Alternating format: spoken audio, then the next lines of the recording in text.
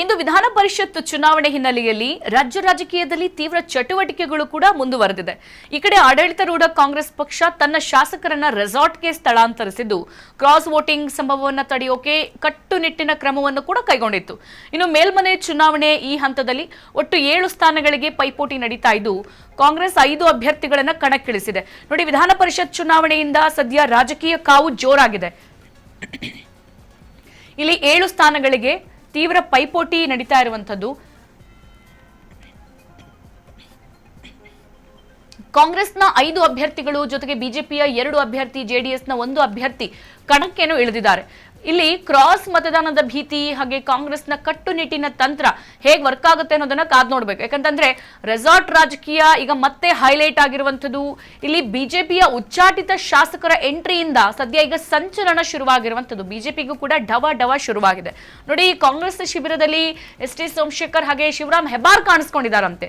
ಇವರು ಕಾಂಗ್ರೆಸ್ನಿಂದ ಬಿಜೆಪಿಗೆ ಬಂದಿರುವಂತಹ ಇಬ್ರು ಶಾಸಕರು. ಸದ್ಯ ಇವರನ್ನ ಬಿಜೆಪಿ ಪಕ್ಷದಿಂದ ಉಚ್ಚಾಟನೆ ಮಾಡಲಾಗಿತ್ತು. ಈಗ ಇವರು ಈ ರೆಸಾರ್ಟ್ ರಾಜಕಾರಣದಲ್ಲಿ ಕಾಣಿಸಿಕೊಂಡಿರೋದು ಸದ್ಯ ಹೈಲೈಟ್ ಆಗಿ ಕಾಣ್ತಾ ಇದೆ. ಇನ್ನು ಇಲ್ಲಿ 7ನೇ ಸ್ಥಾನಕ್ಕೆ ಈಗ ಜಟಾಪಟಿ ಶುರುವಾಗಿರುವಂತದ್ದು. ಕಾಂಗ್ರೆಸ್ ಅಭ್ಯರ್ಥಿ ವಿನಯ್ ಕಾರ್ತಿಕ್ ಹಾಗೆ ಜೆಡಿಎಸ್ ಅಭ್ಯರ್ಥಿ ನಡುವೆ ಈಗ ತೀವ್ರ ಸ್ಪರ್ಧೆಯನ್ನು ಏರ್ಪಟ್ಟಿದೆ. ಇದ್ರ ಮಧ್ಯೆ ಈಗ ಬಿಜೆಪಿಯ ಉಚ್ಚಾಟಿತ ಶಾಸಕರಿದ್ದಾರಲ್ಲ, ಎಸ್ ಟಿ ಸೋಮಶೇಖರ್ ಹಾಗೆ ಶಿವರಾಮ್ ಹೆಬ್ಬಾರ್, ಇವರು ಕಾಂಗ್ರೆಸ್ ಪಾಳ್ಯದಲ್ಲಿ ಗುರುತಿಸಿಕೊಂಡಿರೋದು ಗಮನಿಸ್ತಾ ಇದ್ದೀರಾ. ಅಲ್ಲಿ ಶಿವರಾಮ್ ಹೆಬ್ಬಾರ್ ಹಾಗೆ ಎಸ್ ಟಿ ಸೋಮಶೇಖರ್ ಬಹಳ ನಗುಮುಖದಲ್ಲಿ ಇವತ್ತು ತೆರಳುತ್ತಾ ಇರುವಂತದ್ದು. ಇವರು ಕೂಡ ಈಗ ರೆಸಾರ್ಟ್ ರಾಜಕಾರಣದಲ್ಲಿ ಪ್ರತ್ಯಕ್ಷರಾಗಿದ್ದಾರೆ ಅನ್ನೋದು ಬಿಜೆಪಿಗೆ ಒಂದ್ ಕಡೆ ಡವ ಶುರುವಾಗಿದೆ. ಯಾಕಂತಂದ್ರೆ ಇಬ್ರು ಕೂಡ ಬಿಜೆಪಿ ಪಕ್ಷದಿಂದ ಉಚ್ಚಾಟಿತ ಅಭ್ಯರ್ಥಿಗಳು. ಹಾಗಾಗಿ ಈ ಮತ್ತೊಂದ್ ಕಡೆಗೆ ಹಳೆಯ ಕಾಂಗ್ರೆಸ್ ಪಾಳ್ಯದಲ್ಲಿ ಇವರು ಇದ್ದವರು ಈಗ ಇವರು ಮತ್ತೆ ಪ್ರತ್ಯಕ್ಷೆಯಾಗಿರೋದು ಬಹಳ ಸಂಚಲನಕ್ಕೆ ಕಾರಣವಾಗಿರುವಂತದ್ದು. ಈಗ ಕೆಲ ಜೆಡಿಎಸ್ ಹಾಗೂ ಬಿಜೆಪಿಯಿಂದ ಗೆದ್ದಿರುವಂತಹ ಶಾಸಕರನ್ನ ಸೆಳೆಯೋಕು ಕೂಡ ಇಲ್ಲಿ ಯತ್ನ ಮಾಡ್ತಾ ಇದೆ ಕಾಂಗ್ರೆಸ್. ಇದರ ನಡುವೆ ಬಿಜೆಪಿಯ 2 ಉಚ್ಚಾಟಿತ ಶಾಸಕರು ಇದ್ದಾರೆ ಮತ್ತು ಕಾಂಗ್ರೆಸ್ ಶಾಸಕರು ಇರುವ ವಂಡರ್ಲಾ ರೆಸಾರ್ಟ್ ನಲ್ಲಿ ಇವರಿಬ್ರು ಕಾಣಿಸ್ಕೊಂಡಿರೋದು ಈಗ ಬಹಳ ಕುತೂಹಲ ಜೊತೆಗೆ ಆತಂಕವನ್ನ ಮನೆ ಮಾಡಿರೋದು. ಜೊತೆಗೆ ಪ್ರತಿ ಅಭ್ಯರ್ಥಿ ಗೆಲುವಿಗೆ ಒಟ್ಟು 28 ಶಾಸಕರ ಮತಗಳೀಗ ಅಗತ್ಯ ಇರೋದು. ಹಾಗಾಗಿ 222 ಸದಸ್ಯರ ವಿಧಾನಸಭೆಯಲ್ಲಿ ಈಗ ಕಾಂಗ್ರೆಸ್ಗೆ 135 ಶಾಸಕರಿದ್ದಾರೆ, ಬಿಜೆಪಿಗೆ 63 ಶಾಸಕರು ಇರುವಂತದ್ದು. ಇಲ್ಲಿ ಜೆಡಿಎಸ್ಗೆ 18 ಶಾಸಕರಿದ್ದಾರೆ. ಹಾಗಾಗಿ ಬಹಳ ಪ್ರಾಬಲ್ಯ ಬೀರಿರುವಂತಹವರೇ ಇವತ್ತು ಇರೋದು. ಇವುಗಳ ಹೊರತಾಗಿಯೂ ಕೂಡ ಇಲ್ಲಿ ದರ್ಶನ್ ಪುಟ್ಟಣಯ್ಯ ಆಗಿರ್ಬೋದು, ಜೊತೆಗೆ ಪುಟ್ಟಣಸ್ವಾಮಿ ಗೌಡ ಹಾಗೆ ಲತಾ ಮಲ್ಲಿಕಾರ್ಜುನ್, ಈ 3 ಕೂಡ ಪಕ್ಷೇತರ ಶಾಸಕರು ಇರೋದು. ಬಿಜೆಪಿಯಿಂದ ಉಚ್ಚಾಟನೆಗೊಂಡಿರುವ ಎಸ್ ಟಿ ಸೋಮಶೇಖರ್ ಹಾಗೆ ಶಿವರಾಮ್ ಹೆಬ್ಬಾರ್ ಮತ್ತು ಬಸವನಗೌಡ ಪಾಟೀಲ್ ಯತ್ನಾಳ್ ಕೂಡ ವಿಧಾನಸಭೆಯ ಸದಸ್ಯರು ಆಗಿದ್ದಾರೆ.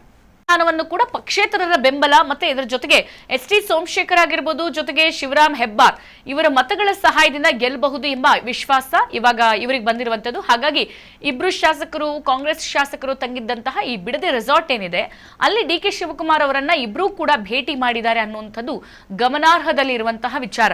ನೋಡಿ, ಬಹಳ ಗಂಭೀರವನ್ನ ಪಡೆದುಕೊಂಡಿರುವಂತಹ ಇದು ಎಲೆಕ್ಷನ್. ಅದರ ಮಧ್ಯದಲ್ಲಿ ಈ ಎಲ್ಲ ಆಯಾಮಗಳಲ್ಲೂ ಕೂಡ ಎಲೆಕ್ಷನ್ ಏನೋ ನಡೀತಾ ಇದೆ. ಆದ್ರೆ ಬಿಜೆಪಿಯಿಂದ ಉಚ್ಚಾಟಿತ 2 ಸ್ಪರ್ಧಿಗಳು ಕಾಣಿಸಿಕೊಂಡಿರೋದು ಬಹಳ ಗಮನ ಸೆಳೆಯುವಂತ ವಿಚಾರ.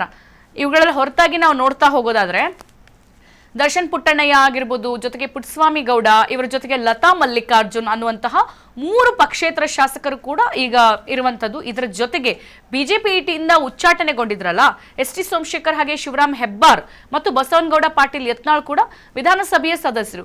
ಇವಾಗ ಏನು ಕಾಂಗ್ರೆಸ್ ರೆಸಾರ್ಟ್ ರಾಜಕಾರಣ ಮಾಡಿ ಅದರಲ್ಲಿ 14 ಜನ ಶಾಸಕರನ್ನ ಹಿಡಿದಿಟ್ಕೊಂಡಿತ್ತಲ್ಲ, ಅದರಲ್ಲಿ ಈ ನಮ್ಮ ಎಸ್ ಟಿ ಸೋಮಶೇಖರ್ ಆಗಿರ್ಬೋದು ಹಾಗೆ ಶಿವರಾಮ್ ಹೆಬ್ಬಾರ್ ಈ ಇಬ್ರು ಕೂಡ ಕಾಣಿಸಿಕೊಂಡಿರೋದು ಬಹಳ ಕುತೂಹಲ ಮೂಡಿಸಿರುವಂತ ವಿಚಾರ. ಯಾಕಂತಂದ್ರೆ ಬಿಜೆಪಿ ಪಕ್ಷ ಇವರನ್ನ ಉಚ್ಚಾಟನೆ ಮಾಡಿದೆ, ಆದ್ರೆ ಇವರು ವಿಧಾನಸಭೆಯ ಸದಸ್ಯರು. ಹಾಗಾಗಿ ಎಲ್ಲೋ ಒಂದ್ ಕಡೆ ಕಾಂಗ್ರೆಸ್ ಇವರ ಮೇಲೆ ಬಲವಾದ ಒಲವನ್ನ ಏನಾದರೂ ತೋರಿಸ್ತಾ ಕಾಂಗ್ರೆಸ್ಗೆ ಏನಾದರೂ ಇವರು ಪರವಾಗಿ ಕೆಲಸ ಮಾಡುವಂತ ಸಾಧ್ಯತೆ ಇದೆಯಾ, ಕಾಂಗ್ರೆಸ್ ಪರವಾಗಿ ಓಟ್ ಹಾಕುವಂತ ಸಾಧ್ಯ ಇದೆಯಾ, ಇವೆಲ್ಲ ಆಯಾಮದಲ್ಲೂ ಕೂಡ ಒಂದ್ ಕಡೆಗೆ ದೋಸ್ತಿ ಪಕ್ಷ ಬಿಜೆಪಿ ಮತ್ತೆ ಜೆಡಿಎಸ್ಗೆ ಬಹಳ ತಲೆನೋವಾಗಿದ್ದು ಮಾರ್ಪಟ್ಟಿರುವಂತದ್ದು. ಈಗ ಕಾಂಗ್ರೆಸ್ನ 4 ಸ್ಥಾನವನ್ನ ಬಹಳ ಸುಲಭವಾಗಿ ಗೆಲ್ಲಬಹುದು, ಇದು ನಿರೀಕ್ಷೆಯಲ್ಲಿರೋದು. ಆದ್ರೆ 5ನೇ ಸ್ಥಾನವನ್ನ ಪಕ್ಷೇತರ ಬೆಂಬಲ ಇಲ್ಲಿ ಎಸ್ ಟಿ ಸೋಮಶೇಖರ್ ಆಗಿರ್ಬೋದು, ಶಿವರಾಮ್ ಹೆಬ್ಬಾರ್ ಇವರ ಮತಗಳ ಸಹಾಯದಿಂದ ಗೆಲ್ಲಬಹುದು ಅನ್ನುವಂತಹ ವಿಶ್ವಾಸ ಹೊಂದಿದೆ. ಯಾಕಂತಂದ್ರೆ ಇವರು ಸದಸ್ಯತ್ವವನ್ನ ಇನ್ನೂ ಹೊಂದಿದ್ದಾರೆ. ಹಾಗಾಗಿ ಈ 2 ಶಾಸಕರು ಕೂಡ ಕಾಂಗ್ರೆಸ್ ಶಾಸಕರು ತಂಗಿದ್ದಂತಹ ಬಿಡದಿ ರೆಸಾರ್ಟ್ ನಲ್ಲಿ ಡಿಕೆಶಿ ಅವರನ್ನ ಕಾಂಟ್ಯಾಕ್ಟ್ ಮಾಡಿದ್ದಾರೆ, ಮಾತನಾಡಿದ್ದಾರೆ ಅನ್ನುವಂಥದ್ದು ಈಗ ಒಂದ್ ಕಡೆ ಬಿಜೆಪಿ ಜೆಡಿಎಸ್ ದೋಸ್ತಿ ಪಕ್ಷಗಳಿಗೆ ಈಗ ತಲೆನೋವಾಗಿ ಪರಿಣಮಿಸಿದೆ.